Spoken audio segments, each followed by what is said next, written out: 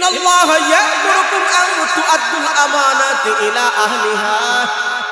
আমার আল্লাহর এক নম্বর নির্দেশ হইল, আমার আল্লাহ বলেন বান্দা বান্দি শুনো, আমাদের রবের সিদ্ধান্ত হইল যার কাছে যত পাওনা আছে সকল পাওনাদারের হাতে পৌঁছে দেওয়া সিদ্ধান্ত কার? 2 নম্বর আল্লাহ পাক রব্বুল আলামিন বলেন, এটা হলো সামাজিক লেনদেনের কথা, সামাজিক কার্যকলাপ আমার আল্লাহ বলছে।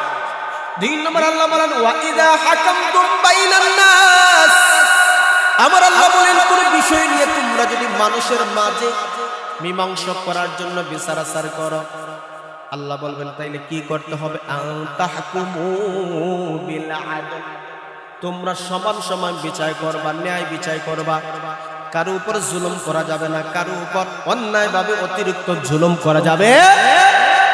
সমাজের বিচার ব্যবস্থা আছে নি বাবা? নাই বলি নাই, ঝগড়া হয়নি, হয় না? রমজান ঈদের দুই লাগেছে, ঝগড়া হয়নি, 2 পাড়া মাইল লাগেনি, 2 ভাই লাগেনি, বাপ্পুতে লাগেনি, মাঝি লাগেনি, সিএনজি ড্রাইভার প্যাসেঞ্জার লাগেনি, এটা 20 টাকা, 15 টাকা করে দেখা যায় থাপ করার তাপ আসেনি, ঝগড়া আসেনি। ঝগড়া হইলে বিচার একটা পরিবেশে যায় কি যায় না? আর জোরে বলে ভাই ভাই সমস্যা হইলে বিচার হয়, পরিবারে সমস্যা হলে বিচার হয়, তাইবারে আপনার প্যাসেঞ্জারের সমস্যা হলে বিচার হয়, বিভিন্ন সময় বিভিন্ন জিনিস নিয়ে ঝগড়া হইলে বিচার হয়। আল্লাহ সামাজিক একটা ন্যায় নীতি, সামাজিক একটা ব্যবস্থার কথা তুলে ধরেছেন। আল্লাহ বলেন মানুষের মাঝে যদি কোনো দ্বন্দ্ব হয়ে যায়, মানুষের মাঝে কোনো সমস্যা যদি হয়ে যায়, আনতাহকুমু বিল আদল, সমাজে ন্যায় বিচার করো। আল্লাহু আকবার। আচ্ছা দেখেন যে কুত্তা একটা মারে, কোনোদিন বিচার হইছে না? দেখবেন আপনার ফজরের পরে ময়লা ফালায়, একটা কুত্তা দেখবেন যেটা চুকের বাজার কুত্তা হে বেটার মতন খায়, অন্যখানে একটা যদি হয় বাপ দেখায়। বিচারের লাগে তার কাছে গেছে না? গরু একটা মারে বিচার আছে, ছাগল একটা মারে বিচার আছে। এই দুনিয়া না দেখতে পারে কিন্তু আখিরাতে আছে। সুবহানাল্লাহ। ভাই এই দুনিয়া না থাকতে পারে কিন্তু আখিরাতে আছে। বিচারের দিবসে আমার আল্লাহ দুনিয়াতে যে হিংস্র প্রাণী শক্তি আছে বেশি, দুর্বল এক প্রাণীটারে মাঝে মাঝে মারে, মাঝে মাঝে দৌড়ায়, এই দুর্বল প্রাণীটা আফসোস করে, কারণ দুনিয়া থেকে এরার তো কোনো মুরব্বী নাই, এরার কোনো নেতা নাই, কথা কোন ঠিক নেই, আছে কেউ নাই তো। এই জন্য সে ওই দুঃখটা নিয়ে বয়ে থাকে ময়দানে মাঝে, যখন আল্লাহ মানুষ এবং প্রাণী সবাই যখন উঠবে তখন আল্লাহ এদেরও বিচার করবেন। আল্লাহ আমি দুর্বল ছিলাম আর সে আমার মারছে, আল্লাহ বলবেন যা তোর শক্তিশালী বানাইলাম আর এরা দুর্বল বানাইলাম, তুই তোর প্রতিশোধ নে। সে তার প্রতিশোধ যখন নিবে এরপরে আল্লাহ বলেন যাও তোমরা মাটি হয়ে যাও। সেই দিন মানুষের বিচারটাও হবে না, হবে না, সেই দিন আমার আল্লাহ এত সহজে ছাইরা দিবে না, মানুষের বিচারও হবে। এই জন্য আল্লাহ বলেন দুনিয়াতে যদি কোনো সমস্যা দেখা দেয়, দুনিয়াতে কোনো ঝামেলা যদি বাজে মানুষের মাঝে, আল্লাহ বলেন আনতাহকুমু বিল আদল, তখন ন্যায় বিচার করিও নির্দেশ। এটা বোঝানোর জন্য একটা ঘটনা আপনাদেরকে বোঝাই। হযরত আলী রাদিয়াল্লাহু তাআলা আনহু উনি সেই সময়ের চতুর্থ খলিফা। আল্লাহু আকবার। আলী রাদিয়াল্লাহু তাআলা আনহু একটি তরবারি ছিল, তরবারিটা হারিয়ে গেছে। হারা যাওয়ার কারণে এক ইহুদির কাছে আলী রাদিয়াল্লাহু তরবারিটা পাইছেন। ইহুদিরা বলে এই ইহুদি দিকে আসো, তরবারি কার? ইহুদি বুকটা ফুলা কইরা আমার। আলী রাদিয়াল্লাহু তরবারি দিকে উনি এটা নিয়ে বহু যুদ্ধ করেছেন, লড়াই করেছেন, তার আলামত আছে, চিহ্ন আছে, দেখে বুঝতেছেন এই তরবারিটা আমার। আলী বললেন ইহুদি ভালো করে বুঝে শুনে উত্তর দাও, আমি তো দেখতেছি আমার তরবারি অনেক আগে হারিয়ে গেছে, এটা আমার। ইহুদি বলল না না এটা আমার। ইহুদি যখন বলল এটা তার, আলী বলেন আলী তার, তখন সময় হযরত আলী রাদিয়াল্লাহু তাআলা প্রধান বিচারপতির কাছে একটা কেস করলেন। আল্লাহু আকবার। বিচার বেলে ইসলামে নাই, ইসলামে বেলে ইসলামী বেলে রাজনীতি নাই, ইসলামে বেলে মানুষের জীবন পরিচালনা করার জন্য বলে সুব্যবস্থা নাই। খানারা বললেন না বলতে কথা ঠিক না ঠিক? ইসলাম সম্পর্কে বিশ্বাস করলেন না বলতো সমাজ কিভাবে চালানো যায়। প্রধানমন্ত্রী বিচার দিয়েছেন প্রধান বিচারপতির কাছে। সেই সময় বিচারক ছিলেন কাজী শুরাইহ রাহমাতুল্লাহি আলাইহি। লিখছেন যে আমার তরবারি হাইরা গেছে, আমি এক ইহুদির কাছে পাইছি, আমার প্রমাণাদি আছে, আপনার কাছে আমি নালিশ দিলাম, আপনি বিচার করে দেন। হযরত কাজী শুরাইহ রাহমাতুল্লাহি আলাইহি 2 কপি পাঠাইছেন, 1 কপি পাঠাইছেন প্রধানমন্ত্রীর কাছে, অমুক তারিখ আপনি বিচার কার্যালয়ে উপস্থিত থাকবেন। আরেক কবি পাঠাইছেন ইহুদির কাছে, ইহুদিরা বলেন অমুক তারিখ তুমি আসবা, সাক্ষী নিয়ে তোমরা উপস্থিত হইবা। আলীও সাক্ষী নিয়ে উপস্থিত, ওইদিকে ইহুদিও তার দরবারে নিয়ে দুইজন উপস্থিত। আমার দোস্ত আহবাব এই মুহূর্তে হযরত আলী রাদিয়াল্লাহু তাআলা প্রধানমন্ত্রী হইয়া বিচারে কাঠগড়ায় দাঁড়াইছেন, ওইদিকে সাধারণ একজন পাবলিকও বিচারে কাঠগড়ায়। আর আমরা যদি কোনো নেতা মন্ত্রী, যদি কোনো পিএস থাকে অথবা কোন একটা সেলফি যদি কোনো সময় তুইলা থাকে, তার কি ক্ষমতা? কথা বলুন। আমি অমুকের লোক, আমি অমুকের লোক, আমি অমুকের ব্যক্তি, কথা বলুন ঠিক না? এই কথা বলিয়া অন্যায়টারে ন্যায় বানায়, আর সমাজে ন্যায়টারে অন্যায় হয় কি হয় না? আর জোরে বলেন। আলী রাদিয়াল্লাহু প্রধানমন্ত্রী কাজী শুরাইহ বললেন, হযরত আলী আপনাদের প্রধানমন্ত্রী, আপনাদের দরবারে সাক্ষী পেশ করে। উনি বললেন আমার সাক্ষী আমার ছেলে আছে, আর আমার সাক্ষী আমার গোলাম, আমার 2 জন সাক্ষী আছে। হযরত আলী বললেন আপনার সাক্ষী আপনার ছেলে এবং আপনার গোলাম। ছেলে বাপের পক্ষে সাক্ষী হতে পারে না। কেন পারে না? যখন বাবা হাইরা যাইবে কোনো বিচারে, কোনো কাজে, তখন ছেলে মিথ্যা কথা বলতে, কথা বলেন না কেন, মিথ্যা কথা বলতে পারে। আজকে আমার বাবা সম্মানী মানুষ, সম্মানী ব্যক্তি, ওই সময় মিথ্যা কথা বলে সাক্ষী দিতে পারে। এই জন্য আপনার ছেলে এই বিচারের মধ্যে সাক্ষী হতে পারে না, আপনার গোলাম সাক্ষী একজন। কিন্তু শরীয়তে 2 জন সাক্ষী লাগে। আপনার সাক্ষীর অভাবে যদিও আপনার হইয়া থাকে, তাহলে এটা আপনার না, এই তরবারি ইহুদির, আমি ফয়সালা দিলাম। আল্লাহু আকবার। আজকে আমাদের সমাজে বিচার যখন হয়, বিচার জমেই না, টেবিলের উপরে নিচে না দিলে, কথা কয় না, টেবিলের উপরে নিচে কিছু না দিলে বিচার জমে। আমাদের সমাজের হালত হলো এই, মুখ দেখে বিচার হয়, ব্যক্তি দেখে বিচার হয়, পরিবার দেখে বিচার হয়, টাকা যে যত বেশি দিছে তার টাকার পরিমাণে বিচার হয়। কথা বলেন ঠিক না ঠিক? আজকে সুদকায়া ঘুষকায়া আমাদের বিচার পবিত্র জায়গাটাকে নষ্ট করা হয়ে দিয়েছে, করে দিয়েছে। অথচ যারা সমাজে ন্যায় বিচারক হবে, তার স্থানটা আল্লাহ কোথায় রাখছেন জানেননি? আল্লাহর নবী, মায়ার নবী বলেন, কিয়ামতের কঠিন ময়দানে আরশে আজিমের ছায়া ছাড়া কোনো ছায়া থাকবে না সেই দিন। যদি এই দুনিয়াতে 7 শ্রেণীর মানুষদেরকে আমার আল্লাহ সেই আরশের ছায়া স্থান দিবেন, এর মধ্যে এক দল হইল যারা সমাজে ন্যায় বিচার করে।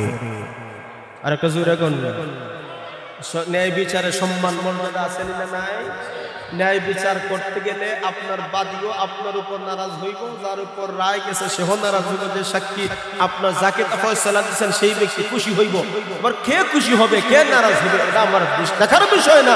সাক্ষী তদন্ত সাপেক্ষে যে দিকে সঠিক সেই দিকে রায় দিয়ে আপনি যদি ধৈর্যের সাথে থাকতে পারেন, তাহলে এই দুনিয়াটা কষ্ট হবে, পরকালে আপনার কষ্ট হবে না। সেই দিন আপনি জান্নাতের সামিয়ার নিচে থাকবা। কথা বলতে না ভিডিও সেই দিন আরশে আজিম বেন্দা ছাড়া কোনো সমাজ আপনার সহজ থাকবে না। কথা বলতে তো আমাদের সমাজে টেবিলের নিচে আদান প্রদান হয়নি না, হয় না?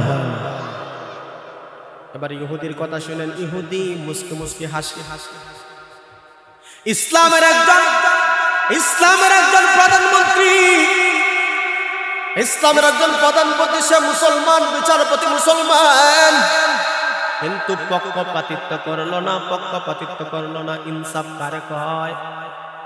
পক্ষপাতিত্ব না করার কারণে আজকে তরবারিটা আমার পক্ষে চলে আসছে। আলী রাদিয়াল্লাহু তাআলা উনিও চলে যায় রাস্তা দিয়ে, বিচার শেষ। ইহুদিও রাস্তা দিয়ে চলে যায়। কিছু দূর যেতে না যেতে ইহুদি পিছন দিকে ডাকতে বলে, আলী তো দাঁড়া। আলী রাদিয়াল্লাহু তাআলা বললেন তরবারিটা আমার, কিন্তু সাক্ষীর অভাবে আজকে পাইলাম না, যাও তরবারি তুমি নিয়ে যাও। ইহুদি ডাকটা বলল, আলী আমি যা জানার জন্য যা করেছি আমি পাইয়া গেছি। আল্লাহু আকবার বলেন। ওই মুহূর্তে আলী ডাকটা বলেন, কি যাচাই বাছাই করার জন্য, কি পাওয়ার জন্য তুমি করলা? ইহুদি ডাকটা বলে, আমি ইসলামের ভিতরে ন্যায় ইনসাফ আছে না নাই আমি পরীক্ষার জন্য তোমার তরবারিটা আমি চুরি করেছি। আমি দেখতে চাই মুখ দেখে বিচার হয়, মুসলমান ভাই ভাই ভাইয়ের প্রতি ভাই পক্ষপাতিত্ব করে কিনা। আমি একজন অন্য ধর্মের মানুষ, আমার সাথে তাদের ইনসাফ আছে না নাই আমি একটু যাচাই বাছাইয়ের জন্য আমি তরবারিটা চুরি করেছি। কিন্তু আজকের বিচারে আমি ক্লিয়ার হয়ে গেলাম ইসলামের ভিতরে ন্যায় ইনসাফ প্রতিষ্ঠিত আছে। ইসলামের মধ্যে মুখ দেখে বিচার হয় না, বংশ দেখে বিচার হয় না, দিন দেখে বিচার হয় না, সত্য এবং সত্য, মিথ্যা মিথ্যাই এর মধ্যে ইসলাম সংমিশ্রণ নাই। ও আলী, আমি আজকে তুমি এই বিচারে সাক্ষী না থাকার কারণে তুমি হারিয়ে গেছো, তোমার তরবারি থাকার পরে তুমি হারিয়ে গেছো। না না না, তোমার হারাটাই ইসলামের বিজয়। আলী আর দেরি করা যায় না, এত সুন্দর ইনসাফ ইসলামের ভিতরে আছে। ও আলী আর দেরি করা যায় না, আমার সাথে সাথে কালিমা পড়ায়া মুসলমান বানায়া না। সেই ইতিহাসটাই ছিল সোনালী ইতিহাস, সেই দিনটাই ছিল সোনালী দিন, সেই বিচারটাই ছিল সোনালী দিনের বিচার। এই বিচার যদি আমাদের সমাজে থাকতো তাহলে এই সমাজে আজকে দুর্নীতি হতো না। সোনালী দিনের সেই উমর খালিদ আজ তোমাদের বড় প্রয়োজন। সোনালী দিনের সেই উমর খালিদ আজ তোমাদের বড় প্রয়োজন। তোমাদের অভাবে ধনীতে আজ চলছে জালিমের নিপীড়ন, আজ তোমাদের বড় প্রয়োজন।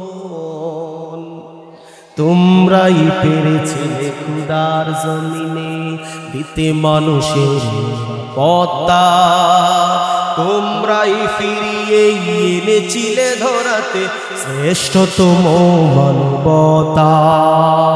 তোমরাই পেরেছিলে খুদার জমিনে দিতে মানুষের নিরাপত্তা, তোমরাই ফিরিয়ে এনেছিলে ধরাতে শ্রেষ্ঠতম মানবতা। আজ তোমাদের অভাবে মাজলুম জনতা তিলে তিলে সয়ে জ্বালাতন, আজ তোমাদের প্রয়োজন। ঠিক না বেটি? আজকে জালিমরা শক্তিশালী হয়ে গেছে, আজকে জালিমরা ক্ষমতা পাইয়া শক্তি পাইয়া সাধারণ মানুষের উপর জুলুম করে কি করে না? ও জালিমকারীরা ভালো করে শোনো, ভালো করে শোনো। এই দিন সেই দিন নয়, আরো চূড়ান্ত ফয়সালার দিন আছে না? সাহাবায়ে কেরাম রাদিয়াল্লাহু তাআলা তারা সমাজের মধ্যে ন্যায় বিচার প্রতিষ্ঠিত করেছিলেন, নবী সমাজে ন্যায় বিচার প্রতিষ্ঠিত করেছিলেন। এই জন্য সমাজটা সুন্দর ছিল। আল্লাহর নবী, মায়ার নবী যেই সময় দুনিয়াতে আছে, মদিনার মধ্যে একজন নারী, সম্ভ্রান্ত ফ্যামিলির নারী, একটা মেয়ে চুরি করে ফেলেছে। ওই মুহূর্তে নবীর কাছে একজন সাহাবী সব সময় থাকতেন, নবীর বড় মহব্বতের। ওই সাহাবীকে ডাকিয়া বললেন, ভাই আমরা তো দামি ফ্যামিলি, ভালো বংশের, ভুল ক্রমে আমাদের পরিবারের মেয়ে চুরি করেছে। ইসলামের নিয়ম হইল চুরি যদি চুরি করে ফেলে তাহলে তার হাত কাটা। যদি আমাদের বংশের মেয়ের হাতটা কাইটা দেওয়া হয় তাহলে এই সম্মান আর থাকবে না। আমরা তো দেখলাম তুমি নবীর পাশে থাকো, তোমাকে নবী বেশি মহব্বত করে। এবার আশ্রয় নিয়েছেন দুর্নীতি। সাহাবীকে ডাকতে বলেন, তুমি যাও নবীকে কানে কানে বলো বিচারটা যেন একটু শীতল করা হয়, বিচারটা যেন একটু শীতল করা হয়। আল্লাহর নবী মায়ার নবীর সাহাবীকে একটু বুঝাইলেন। উনি নবীর কাছে এসে বললেন, ইয়া রাসূলুল্লাহ, ইয়া হাবিবাল্লাহ, আপনি যে বিচারটা করবেন পয়গম্বর, একটা সম্ভ্রান্ত ফ্যামিলির একটা মেয়ে চুরি করে ফেলেছে ভুল করে। পয়গম্বর আজকে যদি আপনি একটু জীবনটা বিচারটা একটু সহজ করে দেন, তাহলে এই ফ্যামিলির ইজ্জতটা বাঁচে, সম্মানটাও বাঁচে। এরকম বিচার আচারের মধ্যে মুরব্বীরা কয়নি না, কয় না কথা বল না, যে লোকটা বালা, যে ভুল হইরাই দিছে একটু ঘুরায় ফেসাইয়া শেষ কইরা দিল। সমাজে আসেনি না নেই? এরকম হয়, আবার ডানে উপরে নিচে দিয়াও ঘুরাইয়া ফেসাইয়াও। আল্লাহ নবী মায়ার নবী এই কথাটা শুনতে নবীজির চেহারা মুবারক, এত সুন্দর চেহারা মুবারক, মুহূর্তের মধ্যে চেহারাটা লাল হয়ে গেছে। বলা লাগে নাই, বলা লাগে নাই, এটা ঠিক না, বলা লাগে নাই। নবীজির চেহারার ইঙ্গিত, নবীজির চেহারার ভাষা সাহাবী বুঝতে পারছেন আমার আপনার নবী এটা নারাজ, এটা নারাজ, এটা হবে না, হবে না। গিয়া বললেন না না না, সম্ভব নয়। নবী যে চেহারা বানাইছেন, নবী নারাজ হয়ে গেছে, চেহারা লাল হয়ে গেছে, এটা সম্ভব হবে না, সম্ভব হবে না। ওই সাহাবীকে নবী ডাকদা বললেন, বিচারের মুহূর্তে ডাকদা বললেন, শুনো, আজকে তোমাদের বংশের মেয়ে যদি না হইয়া আমার মেয়ে ফাতেমা যদি হইতো, তাহলে আমি হাত কাটার জন্য সবলের আগে নির্দেশ দিতাম। আল্লাহ নবী মায়ার নবী বলেন, বিচারে যদি দুর্নীতি হয়, বিচারে যদি সমস্যা হয়, মুখ থেকে বিচার হয়, পরিবার থেকে বিচার হয়, লোক থেকে যদি বিচার হয়, তাহলে এই পরিবারে, এই সমাজে, এই দেশে শান্তি থাকবে না। আপনি বুঝে শুনে উত্তর দিবেন। আজকে আমাদের সমাজে যে বিচার হয়, টাকা দেখে, মুখ দেখে বিচার হয় কি হয় না? আরো জোরে বলেন। বিচারটাকে স্বাধীন রাখতে হবে, সমাজ পরিবার যদি সুন্দর করতে হয়, বিচার ব্যবস্থাকে স্বাধীন রাখতে হবে। এই জন্য আল্লাহ নবী মায়ার নবী বলেন, শুনো, বনি ইসরায়েলের মানুষ বিচার কেমন করতো জানোনি? যেদিকে দেখা যায় সম্মানী টাকা খাইয়া মুখ দিকে বিচার করত। এই জন্য তাদের সমাজে ইনসাফ ছিল না, তাদের সমাজে কোনো শান্তি ছিল। এই জন্য দোস্ত আহবাব, এই সমাজকে পরিবর্তন করতে গেলে আমাদের সমাজের বিচার বিভাগটা সুষ্ঠু রাখতে হবে, কি হবে না? বিচার শুধু হাইকোর্ট নয়, বিচার শুধু জজ কোর্ট নয়, বিচার যদি বিভিন্ন পরিবারে, বিভিন্ন সমাজে বাইরে বাইরে সমস্যা হয়, পরিবার পরিবারের সমস্যা হয়, একজন আরেকজনের সাথে সমস্যা হয়, আপনার গ্রাম্য বিচার পর্যন্ত সুন্দর না হলে আপনি আমার সমাজে কোথাও শান্তির আশা করা যায়? এই জন্য আল্লাহ বলেন, তিন নম্বর হলো সমাজে ন্যায় বিচার প্রতিষ্ঠিত করতে হবে, সমাজে ইনসাফ কায়েম করতে হবে। মুখ থেকে বিচার করা যাবে না। মুখ থেকে যেই জায়গায় বিচার হবে, যেই সমাজে বিচার হবে, এই সমাজ ধ্বংস, এই সমাজে শান্তি থাকবে। বিচার, যিনি বিচারক আছেন, যিনি মুরব্বী আছেন, উনার মনে থাকতে হবে, আমি যদি একটি ন্যায় বিচার এখানে করি, পক্ষে বিপক্ষে আমার মন্তব্য হবেই, কিন্তু এই মন্তব্য, এই কথার কাটা যদি আমি ধৈর্য ধারণ করতে পারি, তাহলে আমার জন্য আল্লাহ রেখেছেন জান্নাতে সামিয়ানার নিচে বসার জায়গা। কথা বলে ঠিক না? ঠিক। নবীজির কাছে বিচার নিয়ে আসছেন দুইজন মানুষ, একজন মুসলমান আর একজন ইহুদি। মুসলমানের পাইতো ইহুদির কাছে কিছু লেনদেন। বিচার নেওয়ার পরে নবীজি বললেন, তোমাদের সাক্ষী কি দিয়া সব কিছু বিচার পাইয়া নবীজি রায় দিলেন। দেখলেন যে মুসলমান যে আছে, এই মুসলমানের এখানে তার দুর্বলতা ইহুদি পক্ষে। নবীজি রায় দিলেন ইহুদিরে। এবার ইহুদি খুশি, সেও চলে যায়। মুসলমান ইহুদি কিছু দূর যাইতে কয়, ইহুদি দিকে তোমার বিচার আমি মানি না, নবী যে বিচার দিচ্ছেন এটাও আমি মানি না। ইহুদি ডাকতে বলল, তুমি কেমন মুসলমান? তোমার নবী রায় দিয়েছে আর তুমি সেই রায় মানো না, তুমি কেমন মুসলমান? ওই মুহূর্তে ইহুদি ডাকতে বলল, শুনো, তুমি যেহেতু বিচার মানো না, তুমি যা বলবা তাই হবে। কি বলতে চাও, কি করতে চাও? ওই সময় ইহুদি বলল, যা বলো আমি মানতে পেতে নিব, তোমার উদ্দেশ্য কি? মুসলমান বলল, নবী মুহাম্মদ রায় দিয়েছে তোমার পক্ষে, শোনো, সানে বিচার আমি যাব, সানে বিচার করার জন্য যাব আমি উমরের কাছে। আমি আপনাদের কাছে সহজ ভাষায় একটা উত্তর শুনতে চাই। জজ কোর্টে বিচার হইয়া গেলে আপনার হাইকোর্টে আপিল করার সুযোগ আসেনি? আছে, কিন্তু হাইকোর্টে যদি রায় হয়ে যায় আর কোনো আপিল করার সুযোগ নাই। আরো নবী হইলেন হাইকোর্ট। আল্লাহর সিদ্ধান্ত মানা যেমন ফরজ, নবীর সিদ্ধান্ত মানা ফরজ। কারণ নবী আমার নিজের ব্যক্তিগত কোনো সিদ্ধান্ত দেয় না, ব্যক্তিগত কোনো কথা বলে না, ব্যক্তিগত সিদ্ধান্ত নবী দিবে না, ব্যক্তিগত কথাও বলবেন না। সিদ্ধান্ত দিবে আল্লাহর পক্ষ থেকে। কথা বলেন কার পক্ষ থেকে? ওমরের কাছে গেছে। মুনাফিক মার্কা মুসলমান বিশির মনে করে উমরের কাছে যাই। উমর হলো আমার ভাই, উমরের মিজাজ তো একটু গরম। তখন আমার পক্ষ লইয়া ইহুদিরে কয়েকটা গল্লাও দিব, রায়ও আমার হইব। ইহুদি বলেন চলো যাবো উমরের কাছে। উমরের কাছে যখন ওই মুহূর্তে যখন ছুইলা গেল, ছুইলা যাওয়ার পরে ইহুদি ডাকতে বলল, তোমরা কেন আসছো? উমর বললেন, তোমরা কেন আসছো?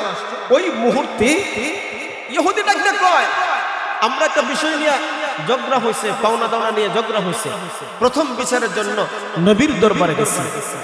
উমর বললেন, তো ভালো কথা, রায় কি হয়েছে? নবী রায় দিয়েছেন আমি ইহুদির পক্ষে, কিন্তু তোমার ভাই সে বেশি একটা বিশ্বাস করতে পারে না, মাইনা নিতেও পারে না। নবী বলেন, উমর বললেন, আমার ভাই যেহেতু মানে না, আমি মানার ব্যবস্থা করতেছি। আল্লাহ আল্লাহ। উমর ঘরের ভিতরে চলে গেছে, লম্বা একটা তরবারি। এবার মুসলমান মুনাফিক মার্কা বেশির মনে মনে চিন্তা করল, তরবারি দেখাইয়া ইহুদিরে ভয় দেখাইব, রায়টা আমার পক্ষে আসবে। ওই মুহূর্তে লক্ষ্য করে দেখি ইহুদি দাঁড়ো, মুসলমান বেশির দাঁড়ো। ওই মুহূর্তে উমর তরবারি দিয়ে যে মুসলমানটা বিচারের জন্য আসছি, ওই মুসলমানের চুল মুষ্টিদের হঠাৎ করে এমন মাথা দ্বিখণ্ডিত করে লাইছে। আবার লক্ষ্য করে দেখেন ওই ইহুদি কি বিচার করবে, কি বিচার করবে, কি রায় নিবে? সোজা দৌড় মারছে, সোজা দৌড়। মুসলমানের পক্ষে উমর যেইভাবে কেঁপছে, হতে পারে আমারও একটা দিতে পারে, ভয়ে দৌড় মাইরা দিছে।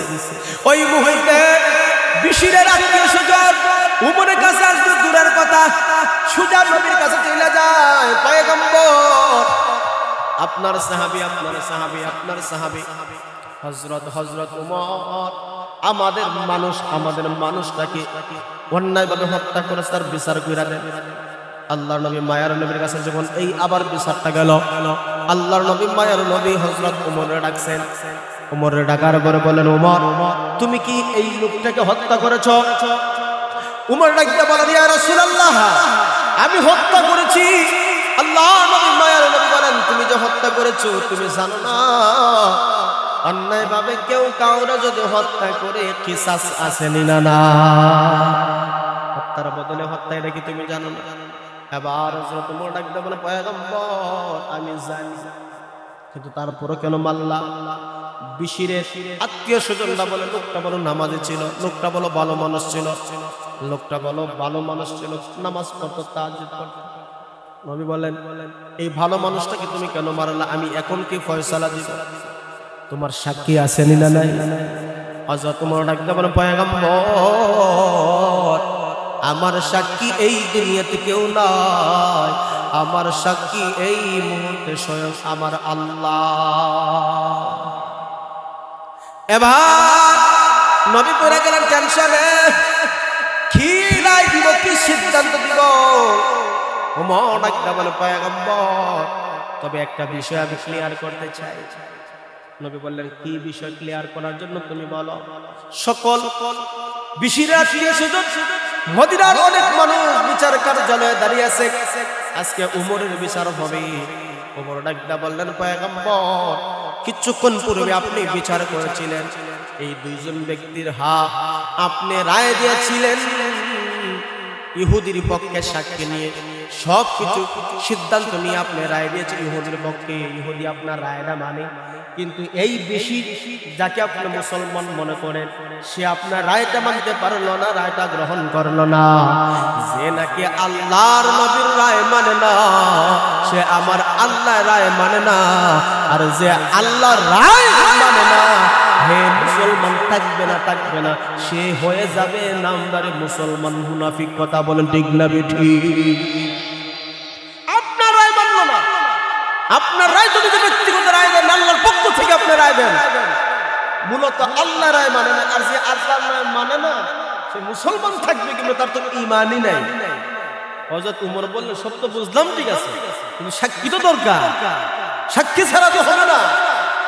আল্লাহ পাক রব্বুল আলামিন মুহূর্তের মাঝে কুরআনের আয়াত উমরের পক্ষে নাযিল করে বললেন, পয়গম্বর আমার উমর যেই ফয়সালা দিয়েছে, যে বিচার করেছে, যে নবীর রায় মানে না সে মুসলমান থাকে না, মুসলমান থাকে না। আমার উমর যে রায় দিয়েছে এই রায় আমার আল্লাহর রায়। সে যে হত্যা করেছে মুসলমান হত্যা করে নাই, নামদারি একটা মুনাফিককে হত্যা করেছে। এই হত্যার মধ্যে আমি আল্লাহ সন্তুষ্ট হচ্ছি। নবীর রায় মানে না সে মুসলমান থাকবে কেন? নবী মানে না তার মুসলমান থাকবে কেন? নামের মুসলমান হতে পারে, কাজে কর্মে মুসলমানিত হতে হবে। কথা বল ঠিক না? ঠিক। এই জন্য উমর রাদিয়াল্লাহু তাআলা সিদ্ধান্ত, আল্লাহ নবী মাঝে মাঝে আমার আল্লাহ কোরআনে আয়াত নাযিল করে সমর্থন জানাইছেন। সুবহানাল্লাহ। বদরের যুদ্ধে যখন নবীজি বন্দী করলেন বেঈমান মুশরিকদেরকে, মক্কার লোকেরা চিন্তা করলো কি করা যায়। মক্কার লোকেরা বলল কিছু টাকা পয়সা দিয়া আমরা বন্দী যারা আছে এরা ছুড়ে নিব। নবী চিন্তা করলেন যে বন্দীরা ছুটে নিয়ে কিছু টাকা পয়সা যদি নেই, মুসলমানরা তো গরিব, তাহলে তাদের টাকা পয়সার দরকার আছে, আগে শক্তি হোক বারুক। আল্লাহ নবী মায়ার নবী দিয়া দিলেন, যাও নিয়ে যাও। আল্লাহ নবী মায়ার উমরকে পরামর্শ করলেন, সাহাবীদের সাথে পরামর্শ করলেন কি করা যায়। পরামর্শ করে সিদ্ধান্ত দিলেন মুক্তিপণ লইয়া মুক্তি দিয়া দেন। আল্লাহ নবী বলেন পরামর্শ তোমাদের গৃহীত হলো, মুক্তিপণ লইয়া যেমন মুক্তি দিলেন। হযরত উমর বলেন, উমর তোমার কি সিদ্ধান্ত? নবী বলেন কিসের টাকা পয়সা? হত্যার বদলে হত্যা। ক্যান্সার যেখানে আছে হত্যা করে দেয়, সব ঠিক হয়ে যাবে। উমর হাত লাইনে চলে গেছেন। পরবর্তীতে আল্লাহ তাআলা নবীজিকে বললেন, আমার উমর যে রায় দিয়েছিল বদরের যুদ্ধের রায়টাই এটা আমার ছিল। নবী আপনি যে পরামর্শ করেছেন এই জন্য আমি আল্লাহ আপনার উপর খুশি। আর একটা জোরে করেন। এই জন্য ঘরের মধ্যে কোনো কাজ করতে গেলে পরামর্শ করেন, সমাজে কোনো বিচার আচার করতে গেলে পরামর্শ করেন, বিভিন্ন গুরুত্বপূর্ণ বিষয়ে আপনি সিদ্ধান্ত নেওয়ার আগে পরামর্শ করেন। পরামর্শ করলে ভালো একটা সিদ্ধান্ত আসে। কথা বলতে কি শুধু তাই না, হযরত ওমর রাদিয়াল্লাহু তাআলা আনহুর মনে ছিল নবীর বিবিগণ পর্যন্ত আগে টয়লেট তখন আপনাদের বাথরুম তখন হয়ে গেছে আমাদের প্রত্যেকের ঘরের সাথে, এদিকে খানার রুম সাথে বাথরুম আসেনি, উন্নত প্রযুক্তি টাইলস করছে, কত কিছু দিয়া সুন্দর করে রাখছে। আগে আরো 20 বছর আগের আমাদের বাথরুমের অবস্থা চাইয়া দেখেন কি হালত ছিল। কথা বল ঠিক নেই? আগেকার যুগের বাথরুমের অবস্থা বিভিন্ন রকমের ছিল। তো বিবিরাও বাইর হয়, বিভিন্ন মহিলাও বাইর হয়, এলোমেলো থাকে, নজর যায়, দৃষ্টি যায়, বিভিন্ন পর্দার বিভিন্ন জিনিস ব্যাঘাত ঘটে। উমরের মনে মনে ছিল আল্লাহ যদি কোনো পর্দা হইতো, কোনো ব্যবস্থা থাকতো আড়াল করা, তাইলে বোধ হয় নবীর বিবিদেরও ইজ্জত থাকতো, সাধারণ মা বোনদের ইজ্জত থাকতো। এই যে উমরের একটা চিন্তা, উমরের চিন্তা আমার আল্লাহ কবুল করে পছন্দ করে আল্লাহ পর্দার বিধান নাযিল করেছেন। শুধু একটা না, বিভিন্ন আয়াত নবী উমরের সিদ্ধান্ত, মনের সিদ্ধান্ত আল্লাহ তাআলা আয়াত নাযিল করেছেন। এই কথাটা বলতেছিলাম, হযরত ওমর রাদিয়াল্লাহু তাআলা সাধারণ কোনো মানুষকে মারেন নাই, মারছেন মুনাফিককে। কথা বলেন ঠিক না? এই জন্য আল্লাহ বলেন শুনো, যদি সমাজের মধ্যে আমানত রক্ষা থাকে, সমাজে যদি বিচার ব্যবস্থা স্বাধীন থাকে, ন্যায় থাকে, এই সমাজে শান্তি আসবে। আমাদের সমাজ শান্তির একটা সমাজ আমরা চাই কি চাই না? তাইলেই আমাদের সমাজে সামাজিকভাবে আমানত আছে, ন্যায় বিচারও আছে। আমরা আমানত রক্ষা করব, আল্লাহর আমানত রক্ষা করব, আমরা বান্দার আমানত রক্ষা করব। আর বিচার কার্য যখন হবে মুখ দেখে, পরিবার দেখে, শক্তি দেখে বিচার করব না, সাক্ষী দেখে সত্য বিচার করব। আল্লাহ তৌফিক দান করুন। সকলে বলুন আমিন। আসসালামু আলাইকুম ওয়া রাহমাতুল্লাহি ওয়া বারাকাতুহু।